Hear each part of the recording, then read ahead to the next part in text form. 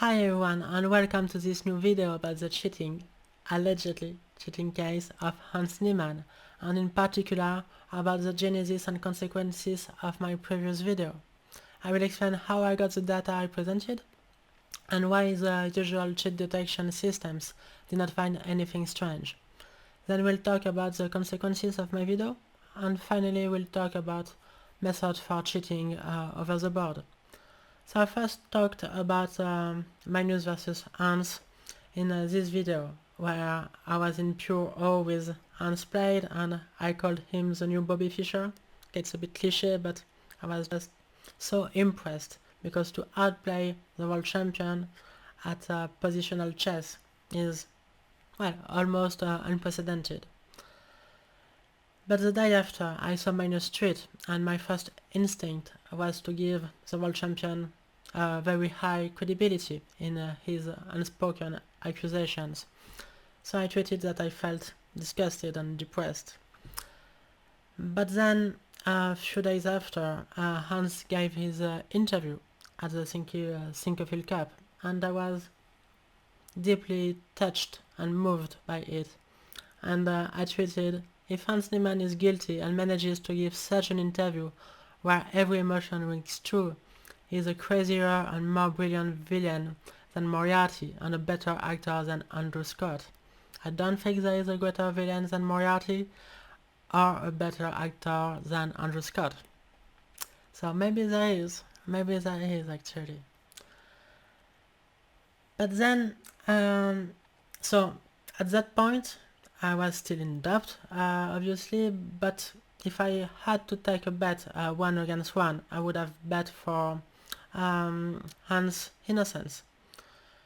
But then some stronger people than me started to tell me about this game about against Mishra, and yeah, let's say that I got more and more inclined towards Hans' guilt. And when Magnus spoke about Maxime Dlugy, I tweeted about him being a cheater because like everyone in the chess world knew about it, but if you were not in the chess world back then probably you didn't know. So I wanted the chess community to know about this cheating case, actually solved case of Maxime Dlugy, Hans' former trainer. But the real story started when a friend of mine asked me whether I saw this tweet by @gambitman14, who is the true unspoken hero of this story. And it was a link to data that Gambitman compiled, and basically it's this file, and it's every PGNSpy output for everyone ranked above 2700 since 2019, and in comparison with Hans Niemann. So I just added at the end average, minimum and maximum, but otherwise it's @gambitman file. And you can see something strange. So T1 is the number of percentage of first move of the computer. T2 means a percentage of moves that are in the top 2 and top 3, and 0 is 30% loss, superior to 0 30% loss, and so on. So basically what you can see here is that even between November 2019 and the 1st of July 2021, so this line, Hans played more top first move of the engines than the average player above 27. So basically he played more top first move of the engine than 2750 player. So it was a bit strange, but maybe not that strange, because, well, if he hasn't cheated, then he's a great player, so maybe it's possible. But back then, like between 2019 and 2021, he was ranked below or at 2500, so still very strange, but maybe not impossible.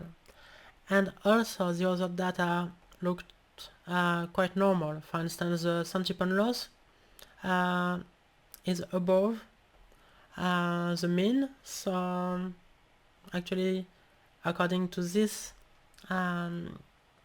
this piece of data is a worse player than the average 27. So it was strange, but I didn't know what to think about.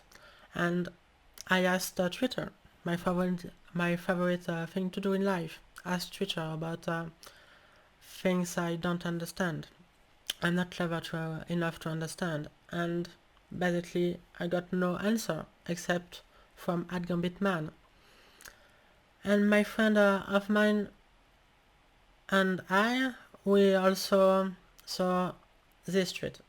So it was in response of Boris Saarbrück, and it was a link. If you have watched my video yesterday, it was a link to this data. And then we understood it, and so we discovered this let's check analysis tool that we didn't know about, and that basically no one knew about. By the way, someone very high at Chessbase and a top programmer told me that they never thought about using this let's check analysis tool as an anti-cheating method. So all credit goes to @gambitman, because he's like the real hero of the story and a true pioneer. And he did, an amazing job. So we spent the night checking his analysis, and then once we were convinced, of course in accordance with my friend and with @gambitman, I made the video to make the data public, because we understood that it was like a game changer. And yeah, so the video got a bit viral. A former 2800 told me that they could find only one game with 100% and one game above 90 at precisely 97%, and otherwise only plus 85% games. Since then he discovered another game at 100%, but basically that's it. So it was nowhere near what Hans had, 10 100% games and 23 other 90 plus games in only 3 years. So yeah, it was pretty damaging. And also my friend did the analysis for iron irrigasis data since 2021, and basically she found 100 and one at 93, and that was it. No more game above 90. And also the game that Iron won with a 100% correlation was basically a win in 10 moves, because, well, he was totally winning in 10 moves after a trap, an opening trap that he knew. So yeah, this 100% is easy to explain without anything related to cheating, of course. Iron is just a true genius. And so then Hikaru did his stream, and he started to check many games, I think about 15 I would guess, and he found one game in which he had a 100% correlation, and it was taken from the 2017 Gibraltar Masters that Hikaru said it was his best tournament ever. And yeah, this is what shows the data, Gambitman's data. As you can see, he's a real nerd, much more than I am, and also yeah, a real anti-cheating genius, because he did he checked the whole tournament. I mean, every player rated above 2500 for the whole tournament. And basically he found that Hikaru played at 74%, which is very very high. Just to remind you, during his 20 winning consecutive streak, Bobby Fischer was on average at 72. So for one tournament, Hikaru played better than Bobby Fischer at his best. So yeah, congratulations Hikaru, it's amazing. And you might be wondering, but why we don't see any 100%? Because it's this game, which Gambitman found back then at 89%. And you might be like, wait, it can change? And sometimes, rarely it can change, because let me explain how it works. When anyone uses chess-based cloud, they keep the 3 traces. So basically, if you check with a newer engine or in more depth, it will change one of the older trace. And so when you run a let's check analysis, it uses the 3 traces that it has in chess-based server. And yeah, so if the traces change, the let's check analysis can change a bit. And to be really totally open about the data that I presented, one game changed. It was the game against Mathieu Cornet. Like it used to be 100 and now it's something like 90%. I don't remember precisely, but it's not 100 anymore. The other 100 games are still at 100. So congratulations Hikaru, because one tournament at 74% is really impressive. But just to remind you that Hans had 5 tournaments in a row with an average above 73%. So like according to this data, it's humanly impossible, yeah, this 5 tournament streak. So I wanted to know if the probability of it happening without cheating according to Ken Regan's data is high. So I calculated this odd 1 in 77,000. And yeah, I made a mistake because it's not 5 or 6 tournaments in a row that I randomly picked, but this strike is taken from 50 tournaments.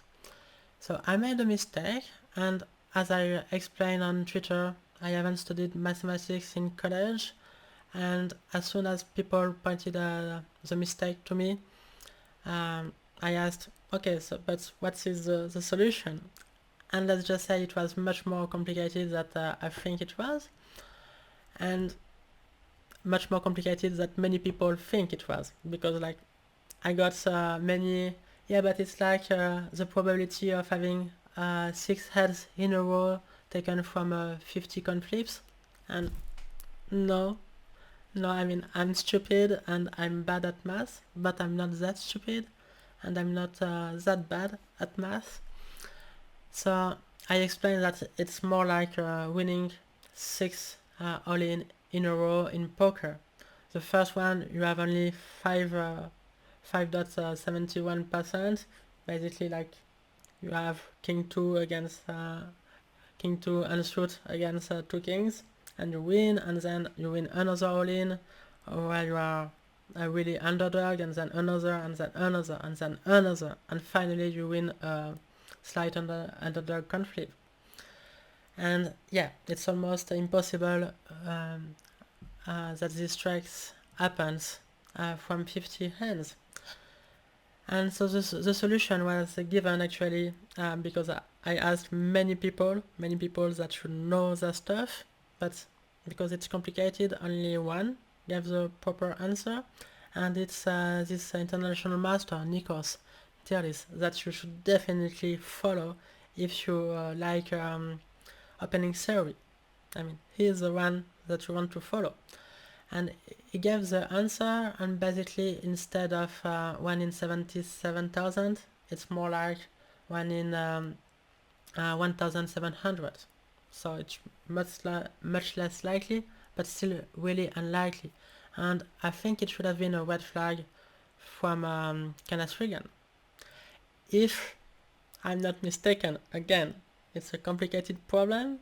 I'm not a math expert, so if you know the true number and if the one I've just given is wrong, then please correct me. And just do it politely, please.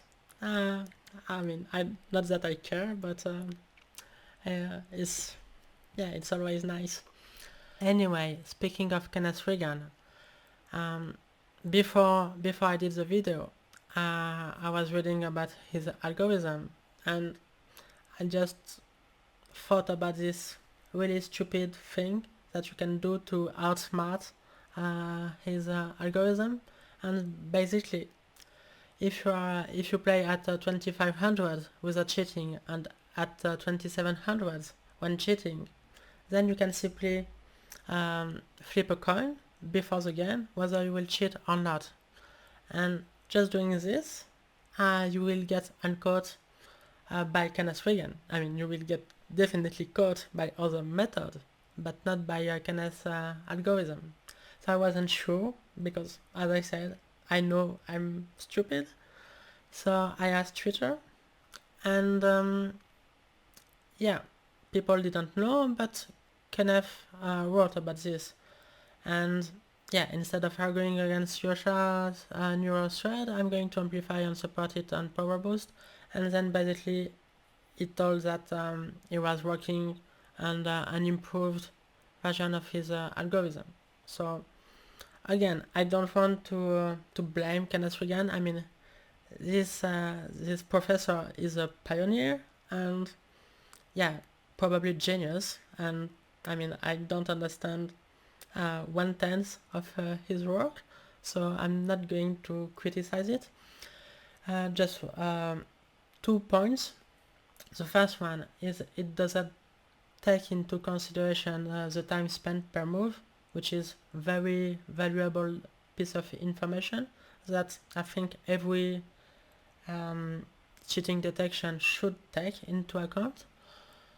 And another problem about his algorithm is that everyone knows about it. It's the same for PGNSpy and yeah, average centipede loss. Like every smart cheater will try to outsmart these tools because they know about it. But no one knew about chess-based let's check analysis. So this is why I think a clever cheater could get caught with it. But now that it is known, probably someone could outsmart it. To sum up, I think we got very lucky, I guess, sort of, this time, because first of all, Magnus Carlsen, the world champion, took an unprecedented decision and a very brave decision because he got trashed by half of the chess world. But if he didn't do what he did, then yeah, it could have gone on and on for months, maybe years. So thank you, Magnus, even though it must have been a very tough decision to make.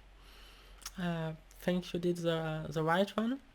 And then we got very lucky that we have such a crazy nerd in this community as at GambitMan14.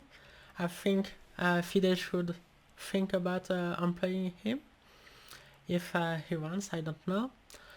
Also, we got very lucky that my friend saw GambitMan's tweet and that we are also two French women chess players who are a bit nerdy, and that we spend our Saturday nights checking this data, and also that I have a YouTube channel to communicate the results to the world, because you might be wondering, but come on, this @GambitMan14 had the data the whole time and he didn't communicate.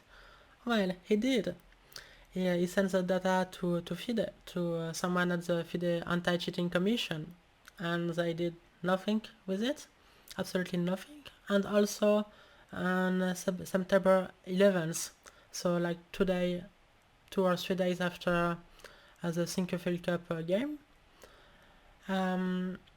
he published the data, all the data, on Reddit, and he got downvoted, and then the moderators deleted his post. So yeah, he tried to communicate the data, and he didn't succeed. And also his first tweet, like this one, on September 12th. So he tried, but basically no one understood it, or I don't know. So I guess we were very lucky this time, but we should definitely, I mean, we as a chess community, but obviously FIDE, Chess.com, Lichess, Chess24, everyone involved should come together to prevent this cheating huge problem from happening, at least at this level, ever again, because it could just kill chess as technology gets better and better. Speaking of which, how can someone cheat over the board? I had absolutely no idea before I saw this tweet by Srinath Narayanan, sorry if I mispronounced, to a web archive.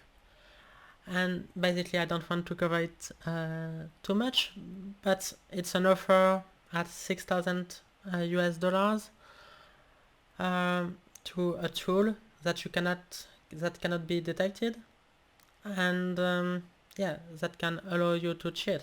So maybe it's just a scam, but maybe it's true, I don't know. And so clearly I hope this world case will lead to many detection tools, maybe something open source also, and we'll see. I'm very curious to see what is going to happen the following days.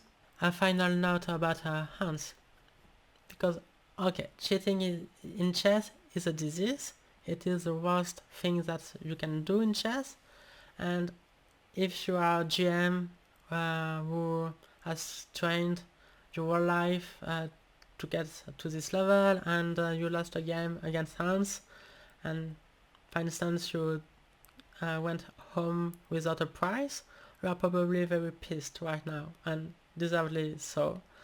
But cheating is no crime, and Hans has committed no crime, so we'll see whether he asks for forgiveness or whatever. Maybe FIDE can employ him as a anti-cheating expert, I don't know, or maybe not, and so we'll see, but at least he deserves our empathy and compassion, I think. So that's all for me. I'm really tired because I haven't slept in 3 days, and I hope you still enjoy this video. See you soon. Ciao.